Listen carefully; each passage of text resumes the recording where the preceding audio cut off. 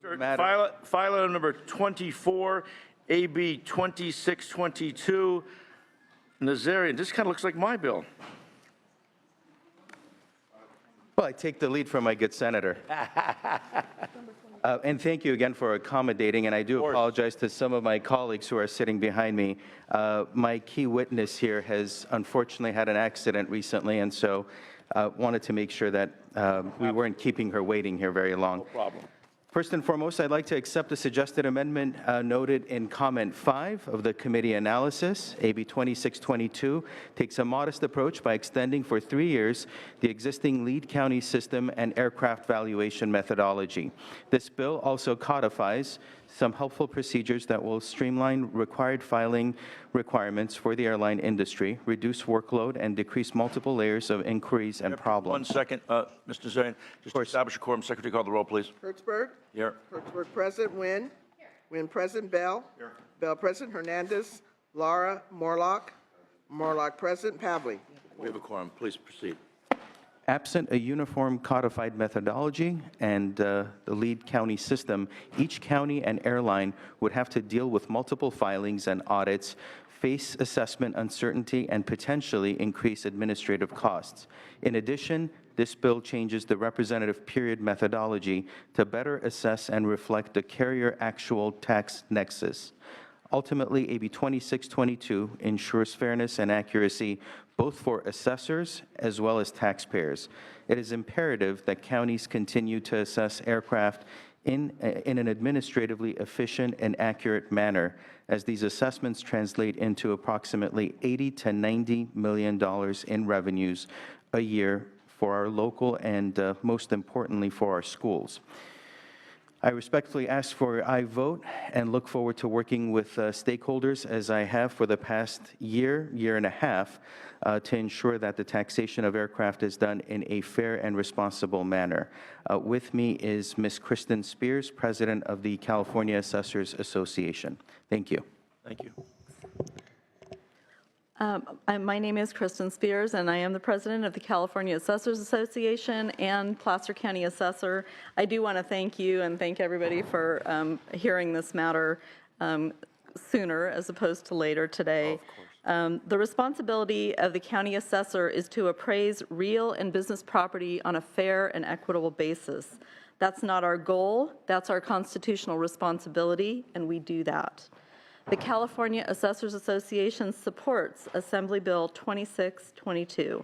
This legislation is the result of prolonged and continuing discussions among county assessors and airlines. Assembly Bill 2622 maintains the current certificated aircraft assessment methodology of the lead county. This has been successful, providing efficiency and economy for both the county assessors and the airlines. This methodology has not been criticized by any party. Assembly Bill 2622 does include a few administrative tweaks to the current process to ensure greater effectiveness of communications between the airline and the assessor's office responsible for a specific airline's business property appraisal and assessment. Assembly Bill 2622 recognizes that the practice of using data from a single week as representative of an airline's activity in California for an entire year is not fair and equitable to either the airline or the assessor's tax roll. The legislation initiates a program that assigns a week or group of weeks in January and July to be more reflective of the certificated aircraft's activity within the state, and seeks to initiate a program of actual activity 365 days a year. This is fair and equitable. Assembly Bill 2622 continues the current practice of valuing certificated aircraft at a market value with the evidence of an invoice or airline price guide wholesale value minus 10%. Assembly Bill 2622 continues the current assessment appeals process. Your committee analysis clearly points out the history of the assessment of certificated aircraft in California and identifies the fact that the lead county system will expire at the end of this year. Passage of Assembly Bill 2622 assures that this methodology will continue for another 3 years. It improves communication between the lead county and the airline, establishes a realistic valuation representative period to more appropriately reflect the assessor's responsibility of fair and equitable assessment practices. We support AB 2622 and urge you to vote aye on this bill. Thank you.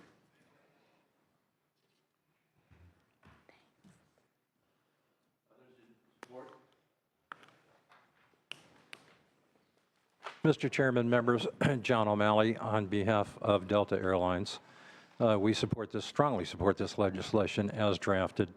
We commend the author, his staff, and everybody else who's involved in coming up with what we think is a fair and equitable solution.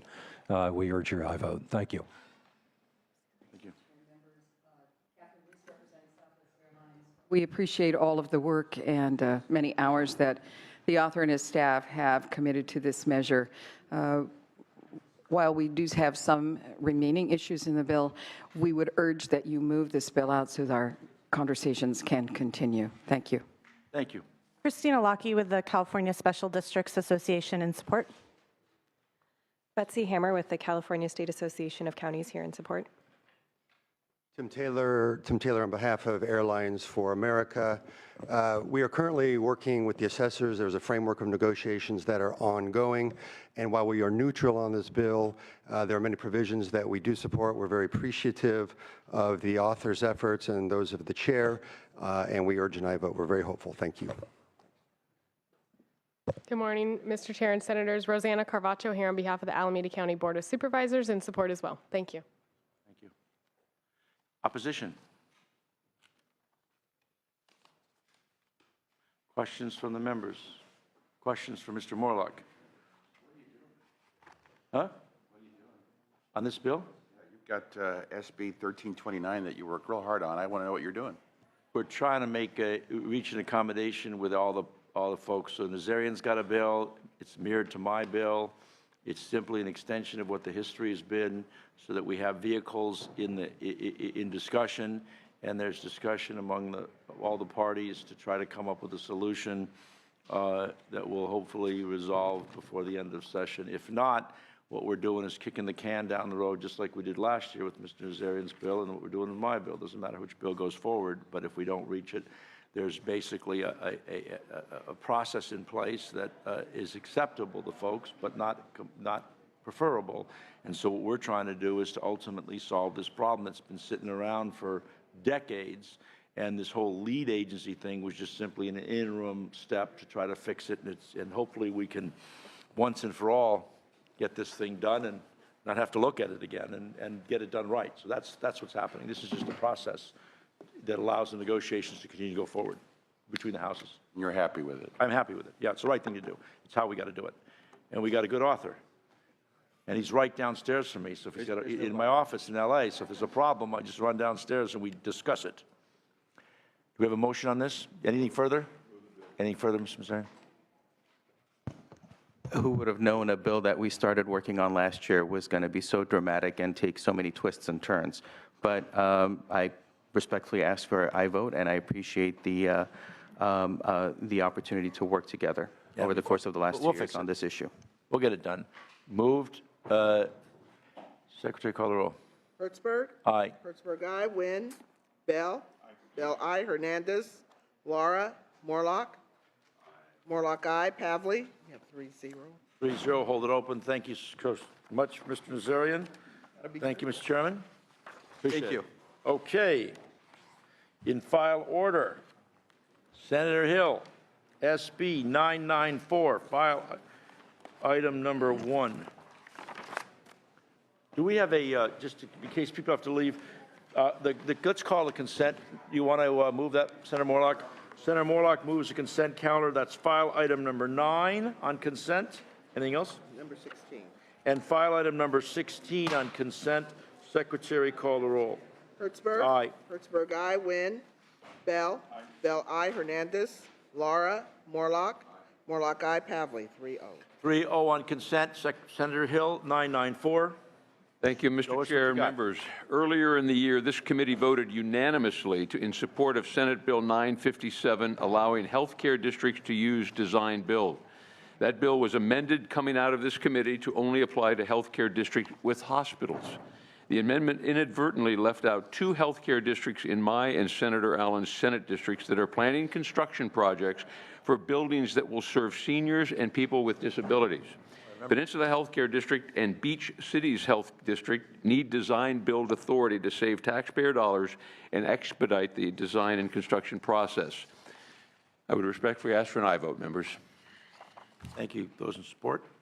Chair, Member Cesar Diaz, on behalf of the State Building and Construction Trades Council, I want to thank you, Senator Hill, the committee, for their work on this agreement and allowing these 2 public hospitals to actually have the design build authority. Thank you for your support. Back, please. Good morning. Susan Burden, Chief Executive Officer with the Beach Cities Health District. We've been in the communities of Redondo Beach, Manhattan Beach, Hermosa Beach for 60 years, and we do population health improvement in our community, and we have plans over the last 7 years to build a therapeutic senior housing community, and we would appreciate your support on this item. You do good work. Thank you. My name is Dennis Zell, the treasurer of the Peninsula Healthcare District. We seek the same design-build authority that every city, county, and school district in California already has. We seek the authority because it will save our constituent taxpayers millions of dollars. In our experience, the current bidding scheme adds up to 30% to the cost of public construction. The rules are complicated, and most private contractors do not carry the administrative staff and lawyers necessary to bid. Thus, we tend to see less competitive bids from the same usual suspects who specialize in feeding at the public trough. The standard bidding process excludes contractors from the process until the end. Then, when it comes time to build the plans, the contractors must deal with inevitable design flaws on the fly. Since change orders are so difficult under the standard scheme, contractors protect their bottom line by bidding high. Design Build solves that problem by bringing contractors to the table early. Thank you very much. Others in support? Mr. Chair, members, Jean Hurst here today on behalf of the Association of California Healthcare Districts, also in support. Thank you. Thank you. Others in support? Any opposition? Any questions from the members? Any questions from Senator Morlock? Thank you, Mr. Chair. I was just on the Manhattan Beach Pier Friday night, enjoying your part of town, but what are you building? I couldn't find what you were. Well, thank you. What's going on, and why do you need it? Why do they need it? And Mr. Zell, who's here, is the treasurer of the Peninsula Healthcare District, but let me begin, and he can add on to that. But the facilities that they're looking at, and I've been very familiar with the Peninsula Healthcare District for my entire time in public service, and worked. There was a hospital that was recently constructed next to the existing hospital for seismic upgrades and to make it seismically sound. And in the removal of the old hospital on their campus, they're going to construct senior housing, independent assisted and dementia care, supportive housing for developmentally challenged adults, residential hospice, screening therapies and preschool for developmentally challenged children, senior care support programs, and professional offices for clinicians, support services, and research. And they'll have some community gardens there and open space for those who especially enjoy the hospice accommodations. And so they're all associated to the hospital and part of the health care that this community needs, and especially in that location. What's the Beach Cities Healthcare District doing? What we're doing is we do a continuum of care for seniors outside of the hospital, and we do a lot of in-home care, but we also have people who end up not being as safe at home. So we're looking at bringing a facility onto our campus where they'll be on the same grounds and have a therapeutic environment with the social workers, the pharmacists, the doctors, et cetera. So that's what we're looking at building. Thank you. Thank you, Mr. Chair. Thank you. Anything further, sir? Thank you. Got a motion? Senator Bell, Secretary, call the roll. Hertzberg? Aye. Hertzberg, aye. Nguyen? Bell? Bell, aye. Hernandez? Laura? Morlock? Morlock, aye. Pavley, 3-0. 3-0, we'll hold it open. Thank you, Senator. File item number 2. Thank you so much. Thank you for coming up. AB 278. Assemblymember Hernandez. File item number 2.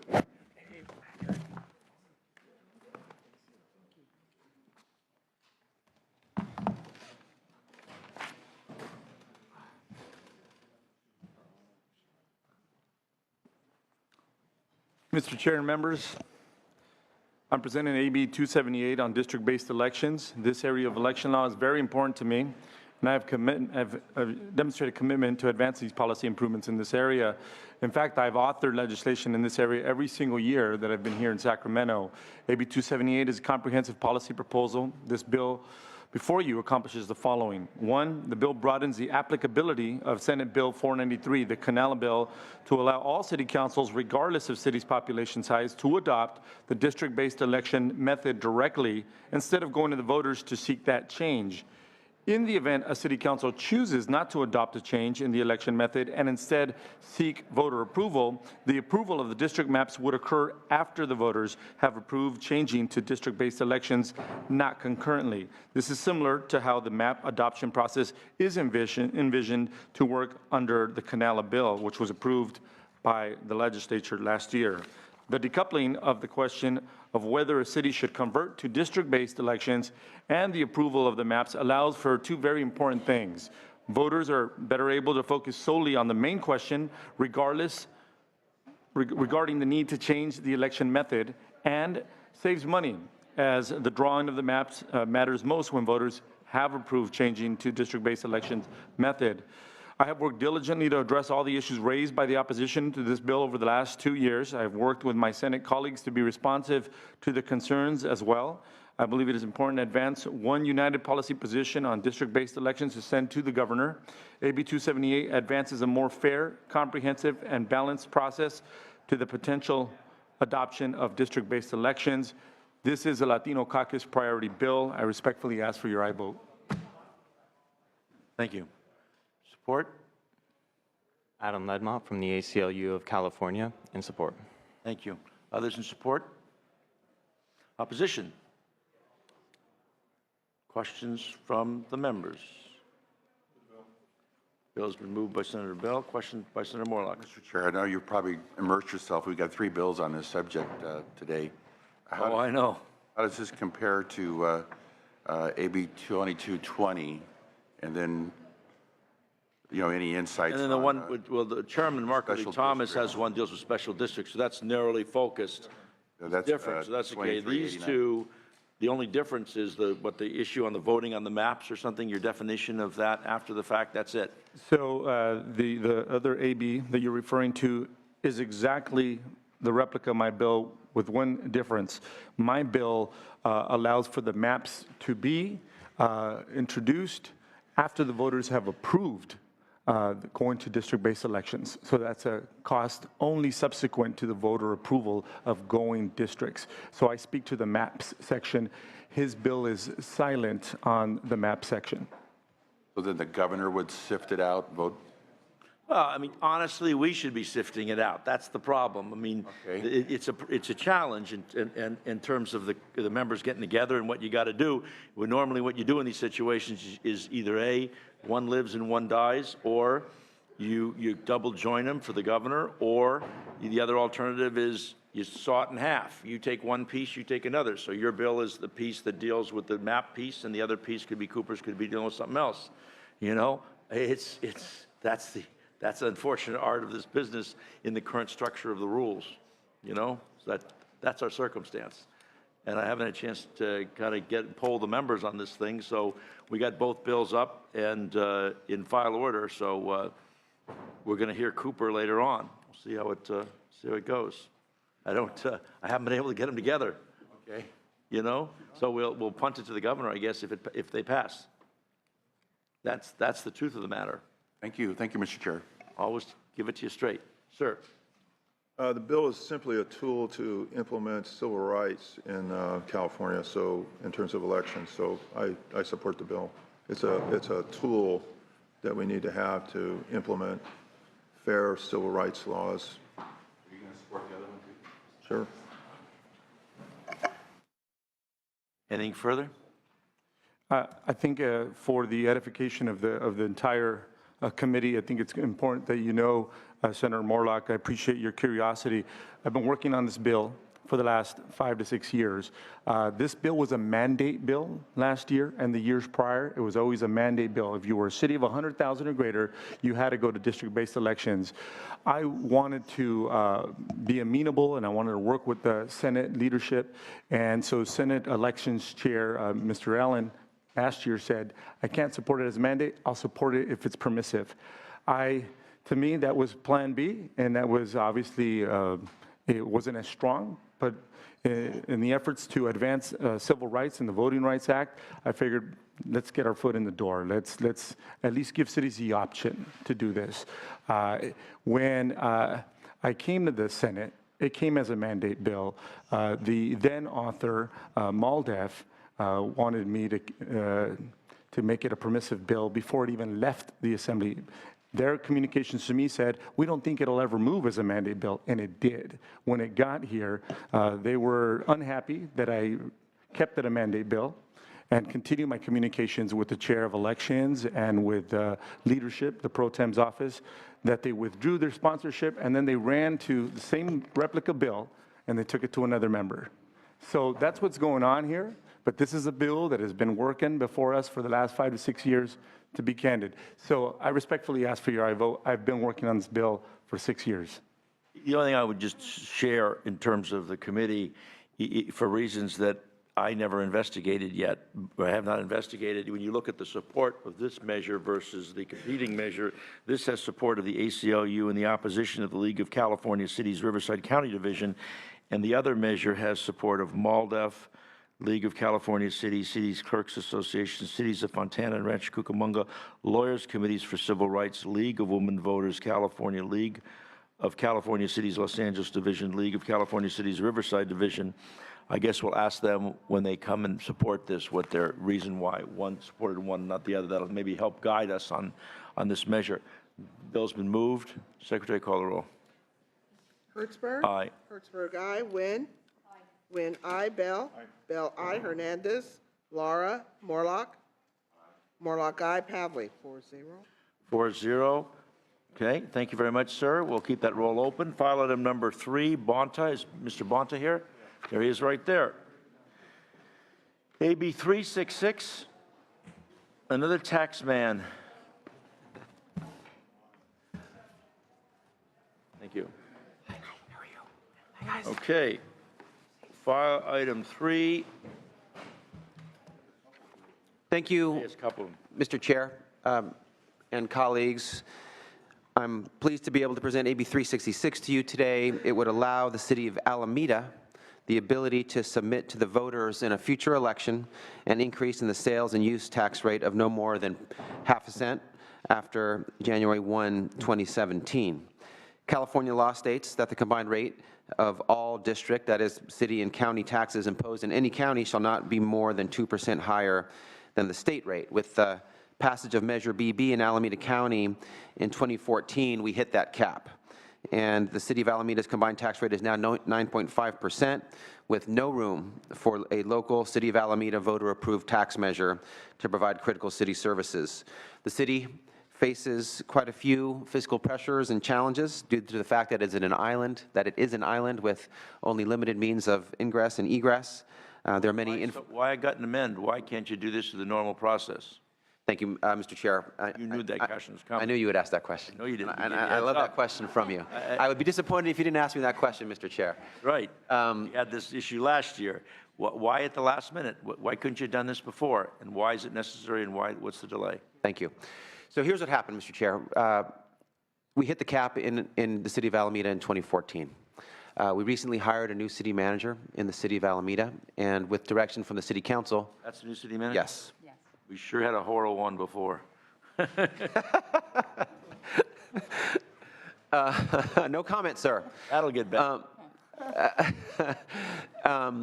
And the city was taking stock of its challenges and its resources, looking at different revenue possibilities, looking at non-sales tax revenue sources, and also doing some polling on what might be possible in terms of what the appetite of the voters would be.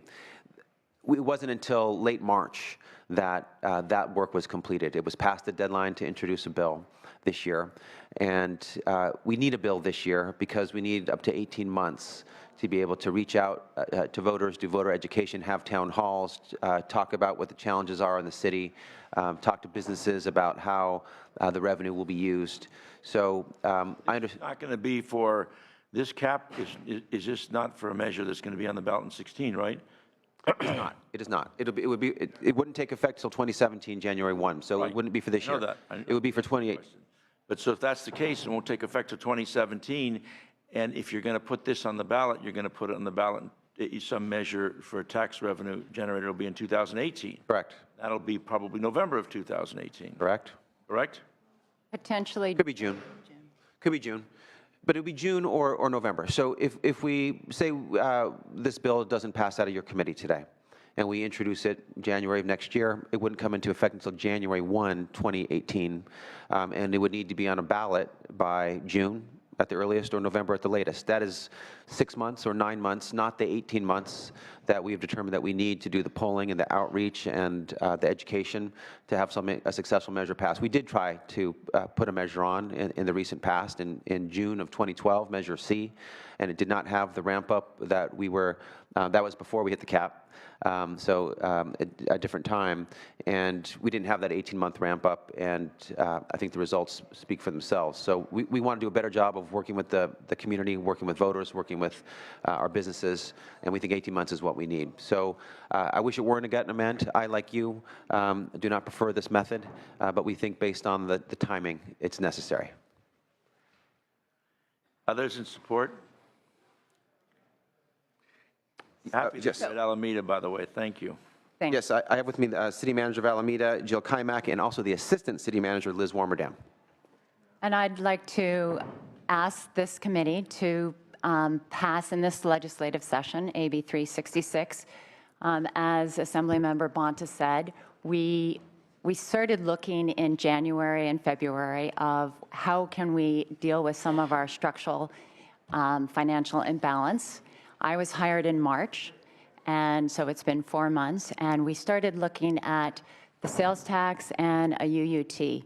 We've focused on the UUT. That's on the ballot in November of this year, and that is to secure existing funds.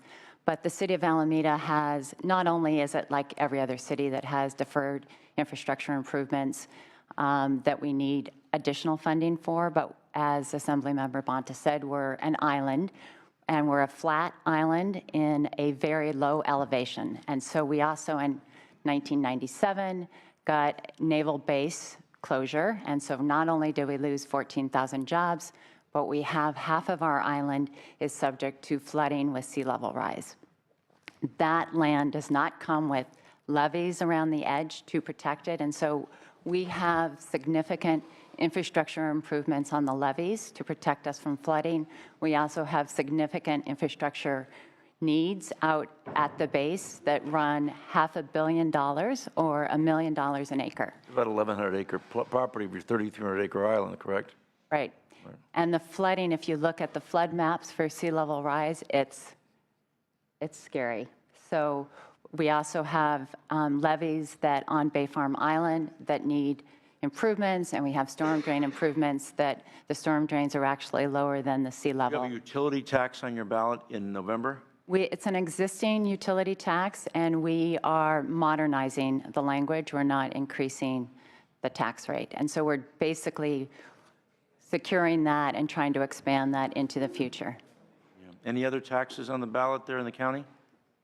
In the county? County level wise, because we have 62, according to the Board of Equalization, we've been monitoring this, there's 62 requests for sales tax increases and 241 sales tax increases across the state, partial taxes and other forms of tax, utility tax and the like around the state. I'm just trying to understand what else is going on in your county. Anything else? I think there's going to be an affordable housing bond. I don't think it will be a sales tax increase. We might also have a parcel tax increase. Borrowing, yeah. Right. Okay. And They did? Yeah. Yeah. They pass everything. That's good. We do well. Guys. Yeah.